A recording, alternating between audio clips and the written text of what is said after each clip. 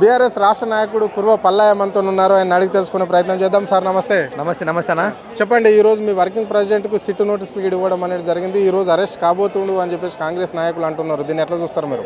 100కి 100% ఇది ఫాల్తు case. Sit పేరుతో ఇప్పటికే కేటీఆర్ గారిని 3 సార్లు పిలిచినారు.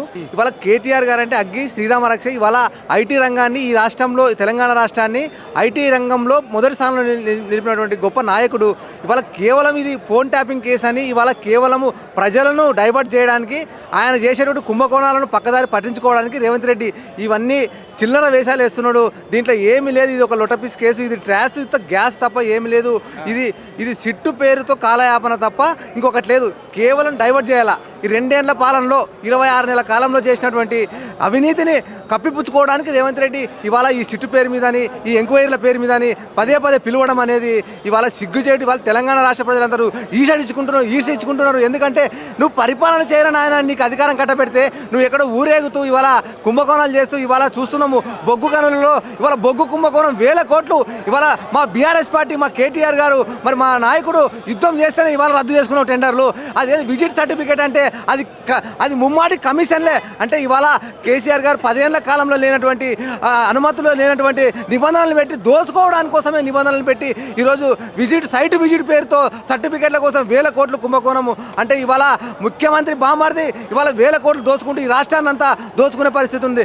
ఇవాళ ఫస్ట్ సిట్టు విచారణ చేయాలంటే ఎవరి మీద చేయాలా?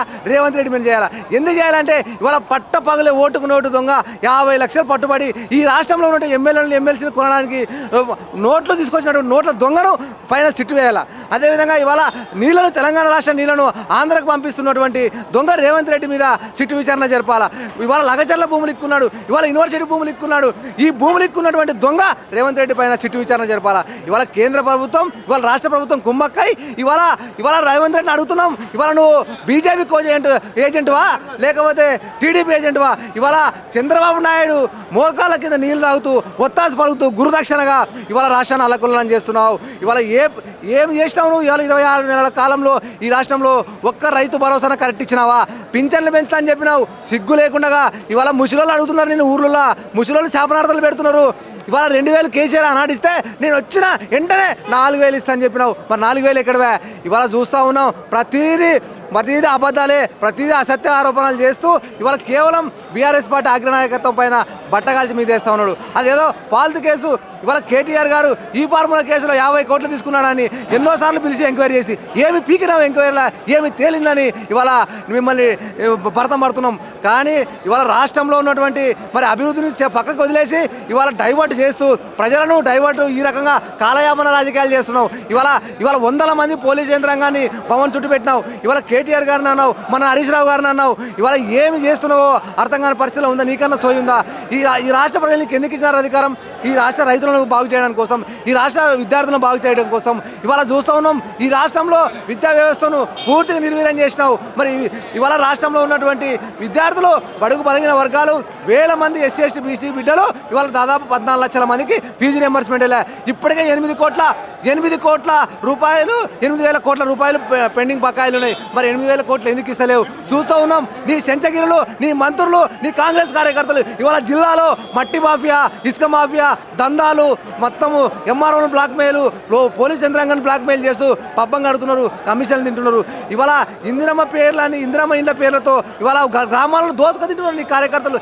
నీ కార్యకర్తల పైన సిట్టు విచారణ ఇవాళ ఒక అలంపూర్ సంబంధించిన శాసనసభ్యుడు ఇవాళ ఆయన ఒక్క NH-44కి మనం విషయంలో 8 కోట్లు డిమాండ్ చేశాడు. మరి దాని మీద ఎందుకు సిట్టు విచారణ చేయవు? ఇవాళ నీ మంత్రులందరూ కూడా మరి ఎంత మొత్తము దోపిడిగా పాల్పడుతున్నారు కదా. కాబట్టి ఇవాళ చూస్తూ ఉన్నాం ఇవాళ ఎక్కడికెక్కడ నిర్వీర్యం అయిపోయింది. ఏ పథకం కూడా ఇంప్లిమెంటేషన్ లేదు. ఇవాళ నిరుద్యోగ భృతి అన్నావు, ఇవాళ నిరుద్యోగ భృతి దిక్కు లేదు. ఇవాళ అదేవిధంగా మహాలక్ష్మి పేరు కింద నెలకి 2,500 ఇస్తున్నావు, మరి అది దిక్కు లేదు. ఇవాళ నిరుద్యోగులకు మేము వచ్చిన సంవత్సరంలోపే 2 లక్షల ఉద్యోగాలు అన్నావు. ఇవాళ ఎక్కడ పోయినాయి ఉద్యోగాలు? 2 లక్షల ఉద్యోగాలు. ఇవాళ జాబ్ క్యాలెండర్ అన్నావు. దొంగ మాటలు చెప్పినావు. ఆ రోజు అశోక్ నగర్కి వచ్చి నీ ఆగ్ర నాయకుడు రాహుల్ గాంధీ తీసుకొచ్చి నేను జాబ్ క్యాలెండర్ వేసి నెల జాబ్లు వేస్తాను, నెల జాబ్లు వేస్తాను. ఏడ వేసినావు నీ మూతి లేసినావా అని ఇవాళ తెలంగాణ రాష్ట్ర నిరుద్యోగులు అడుగుతున్నారు. ఇవాళ చూస్తూ ఉన్నాం అవుట్ సోర్సింగ్ ఉద్యోగాలలో కూడా కాంగ్రెస్ నాయకులు కార్యకర్తలు ఇన్వాల్వ్మెంట్ అయ్యి దందా చేస్తూ ఉన్నారు. ఇవాళ నిరుద్యోగులకు ఉద్యోగాలేక మోసం చేసి జాబ్ క్యాలెండర్ పేరు మీద మోసం చేసి మరి అదేవిధంగా అవుట్ సోర్సింగ్ ఉద్యోగాలలో కూడా దందా చేస్తున్నాం అంటే నీలాంటి దిక్కుమాలిన ముఖ్యమంత్రి ఈ రాష్ట్రానికి ఉండడం దురదృష్టకరం. మరి అందుకోసమనే ఇవాళ మా కేటీఆర్ గారి పైన నువ్వు 100 సార్లు కాదు 1000 సార్లు సిట్టు విచారణ కాకుండా ఏదైనా చేసుకో.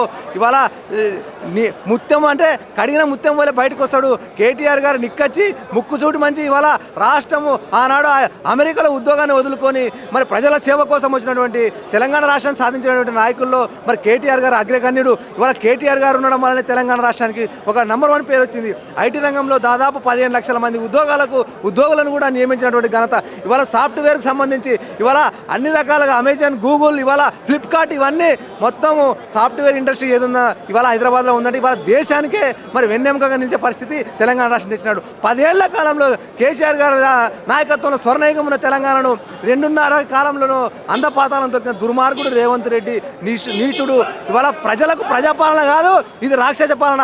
ప్రశ్నిస్తే దాడులా, ప్రశ్నిస్తే కేసులా, ప్రశ్నిస్తే అరెస్ట్లా, ఇదే పట్టుకున్నాడు తప్ప ఇవాళ పోలీసు వ్యవస్థను అడ్డం పెట్టుకొని అక్రమంగా సంపాదించుకుంటూ ఇవాళ ఏది ప్రజలకు లబ్ధి పొందడం లేదు. ఇవాళ విద్యాపరంగా గురుకులాల్లో కూడా చూస్తూ ఉన్నాం. ఇవాళ దాదాపు రాష్ట్రంలో 1023 గురుకులాలు ఉంటే వాటిలో పురుగులన్నం వస్తుంది. ఇప్పటికే దాదాపు 100 మంది విద్యార్థులు చనిపోయినారు. ఇవాళ ఇంతవరకు విద్యా వ్యవస్థకు విద్యాశాఖ మంత్రి దిక్కు లేదు. ఇవాళ చూస్తూ ఉన్నాం. ఇవాళ దావోస్ పేరు మీద ఊరేగుతున్నాడు. ఇవాళ దావోస్ పేరు మీద పోయినాడు పెట్టుబడులు తెస్తాని. కోడిగుడ్డు కూడా అరగుండు కూడా పెట్టుబడులు తీసుకురాలి ఈ రాష్ట్రానికి. మళ్ళీ అక్కడ నుంచి హార్వర్డ్ యూనివర్సిటీ పోయి ఇంగ్లీష్ నేర్చుకుంటాడు ఆ మోతవరి. మరి ఇంగ్లీష్ నేర్చుకుని ఏం పీకడానికి వస్తున్నాడో.